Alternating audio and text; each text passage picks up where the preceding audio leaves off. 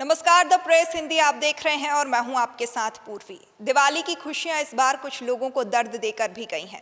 मध्य प्रदेश से लेकर देश के कई इलाकों में कार्बाइड गन से बच्चों की आंखों की रोशनी जाने के मामले सामने आए हैं। इन कार्बाइड गन की धड़ल्ले से हुई बिक्री पर प्रशासन अब जाकर जागा है। आखिर कार्बाइड गन आंखों के लिए कैसे और कितनी खतरनाक है, हम अपने स्पेशल शो में जानेंगे। हमारे साथ जुड़ रहे हैं मध्य प्रदेश के जाने माने eye surgeon doctor Girish Chaturvedi. Girish ji, पहले तो आपका बहुत स्वागत है द प्रेस हिंदी में। धन्यवाद। सर, मेरा पहला सवाल आपसे यही रहेगा कि ये देसी जुगाड़ आखिर इतना खतरनाक कैसे है? मैडम, बेसिकली इसके पीछे इसकी सामान्य उपलब्धता और कम खर्चा है। एक तो गन सस्ती है, देसी तरीके से बन जाती है, चलाने के लिए कोई बहुत बड़ी चीज इस्तेमाल नहीं करनी पड़ती। कैल्शियम कार्बोनेट पाउडर जो कि सामान्यतः फल पकाने के काम आता है, सब्जी वालों के पास भी मिल जाता है, हार्डवेयर की दुकानों पे मिल जाता है और उसके साथ में जो लोग गैस वेल्डिंग करते हैं उनके पास भी मिल जाता है। तो सामान्यतः इसकी उपलब्धता बहुत आसान है। गन सस्ती है, प्लास्टिक के पाउडर से प्लास्टिक के पाइप से मिलकर बन जाती है और सिर्फ पानी डालने से, आग की चिंगारी दिखाने से इसमें ब्लास्ट हो जाता है। तो देसी चीजों ने मिलकर इसको बनाया है और यूट्यूब पे इसकी बनाने की विधि वगैरह सब कुछ दिया हुआ है, तो उसकी वजह से आसानी से लोगों ने इसका निर्माण कर लिया है। जी सर, ऐसे धमाकों से आंखों को क्या क्या नुकसान हो सकता है? मैडम, ये कैल्शियम कार्बोनेट बहुत खतरनाक चीज है। ये ज्यादा देर अगर कॉर्निया पे लगा रह जाता है तो इसका पेनिट्रेशन डीप होता है। बेसिकली ये केमिकल एल्कलाइन इंजुरी है। इतना डीप पेनिट्रेशन है मैडम इसका कि अगर ये आधा घंटा भी आंख की कॉर्निया पे लगा रह जाए तो उस पूरी पुतली को सफेद कर देता है। उसके बाद व्यक्ति को स्थायी रूप से अंधापन की समस्या हो सकती है। उसका ज्वलनशील पार्ट होने की वजह से कंजक्टाइवा जल जाती है, कॉर्निया जल जाता है, साथ में चेहरा भी झुलस जाता है। इसलिए ये बेहद खतरनाक है। जी सर, जैसा कि आपने बताया ये बेहद खतरनाक है, तो लोग उपचार के लिए तुरंत डॉक्टर के पास जाने की बजाय घबरा जाते हैं, पानी डालने लगते हैं, आंख धोने लगते हैं। कितना सही होता है ये? मैडम, बेसिकली जो इसकी रासायनिक क्रिया है वो बच्चों को ज्यादा परेशान करती है, क्योंकि इसमें कैल्शियम कार्बोनेट पाउडर में हम जैसे ही पानी डालते हैं उसमें एसिटिलीन गैस बनती है जो कि हाईली इन्फ्लेमेबल है। लेकिन वो एक सर्टेन अमाउंट में जब तक नहीं बनती तब तक उसमें ब्लास्ट नहीं होता।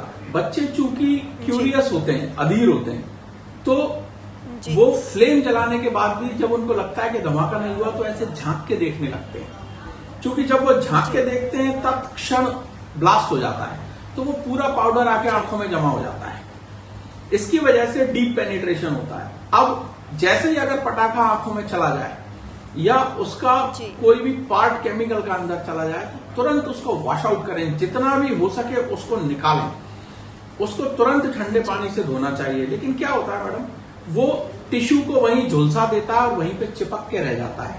तो चूंकि इस वजह से वो टिश्यू में पेनिट्रेट जल्दी होता है, इसलिए आपको तुरंत पास के किसी सरकारी अस्पताल, निजी आंखों के अस्पताल या किसी भी ऑफ्थेल्मोलॉजिस्ट को दिखाना हमेशा श्रेयस्कर रहता है बनिस्पत किसी और डॉक्टर की।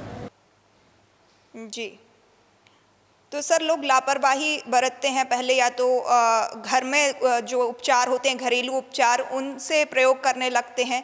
डॉक्टर के पास जाना सबसे पहले कितना जरूरी होता है और कितने कम समय में डॉक्टर के पास पहुंचना जरूरी है? मैडम, इस मामले में त्वरित निर्णय लेना और तुरंत डॉक्टर के पास पहुंचना परम आवश्यक है, क्योंकि कई बार आंखों के धोने से भी वो चूना नहीं निकलता, वो पाउडर नहीं निकलता, वो अंदर पेनिट्रेट कर जाता है। तो हमें पलक उलट के उसको साफ करना पड़ता है। अगर वो डीप पेनिट्रेटेड है तो हमें उस टिश्यू को उस जगह से क्लीन भी करना पड़ता है, कई बार सर्जरी करके भी निकालना पड़ता है। इसलिए डॉक्टर के पास जाना परम आवश्यक है। दूसरी बात जो लोग गलती करते हैं, लोगों को लगता है धो ली थी, साफ कर लिया था, थोड़ा सा हो गया था, ऐसे काम नहीं चलता, या कल डॉक्टर को दिखा लेंगे।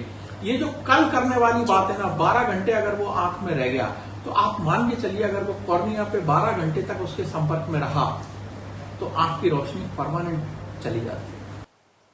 जी सर, इलाज के बाद किन बातों का ध्यान रखना चाहिए, क्या प्रिकॉशंस लेने चाहिए? मैडम, तुरंत तुरंत करने के बाद सबसे पहला प्रिकॉशन तो यह है कि जितने भी आपके अगर घर में है या किसी दुर्घटना ऐसे नियर एंड डियर के पास हुई है तो सारी उसको गन को उठा के फेंक दें। उसको जो लोग इस्तेमाल कर रहे हैं उनसे मना करें, उन्हें हतोत्साहित करें कि इसके साथ नहीं खेलना है। तीसरी बात, मरीजों के विषय में ध्यान रखने वाली बात जहां तक है, जो भी डॉक्टर ने आपको सावधानियां बताई हैं वो पूरी फॉलो करें, समय के अनुसार दोबारा फॉलो अप करें और प्रॉपर ट्रीटमेंट लें। जी सर, आप आम लोगों को क्या संदेश देना चाहेंगे ताकि कोई भी इस कार्बाइड गन के झांसे में ना आए? मैडम, मेरा एक सीधा संदेश है कि पटाखों की रोशनी या दिवाली की रोशनी से ज्यादा महत्वपूर्ण है आंखों की रोशनी। वो रोशनी बनी रही तो हम जाने कितनी दिवाली और जाने कितने त्योहार मना लेंगे। हमेशा इस चीज का ध्यान रखें कि आंखों की रोशनी सर्वोत्कृष्ट है। अगर वो नहीं है तो दुनिया वीरान है। तो हम 5 मिनट के एंजॉयमेंट के लिए ऐसा कोई काम न करें जो जीवन भर के लिए आपके जीवन में अंधेरा कर दे। तो कृपया बहुत जरूरी बात सर आपने कही, बहुत जरूरी बात है। कृपया इस तरह के जो रील देख के लोग, युवा लोग ये बना रहे हैं, वो अपने आप को वैज्ञानिक समझ रहे हैं, वो इसके खतरों से अनजान है। वो इस तरह की कार्बाइड गन से दूर रहें। घर पे जो छोटे मोटे बारूद के पटाखे होते हैं जिनमें बारूद बच जाता है, जिसको भी लोग इकट्ठा करके और पटाखे बनाने की कोशिश करते हैं, तो कृपया इन सारी चीजों से आम जनता दूर रहे, तभी हम दुनिया देख पाएंगे।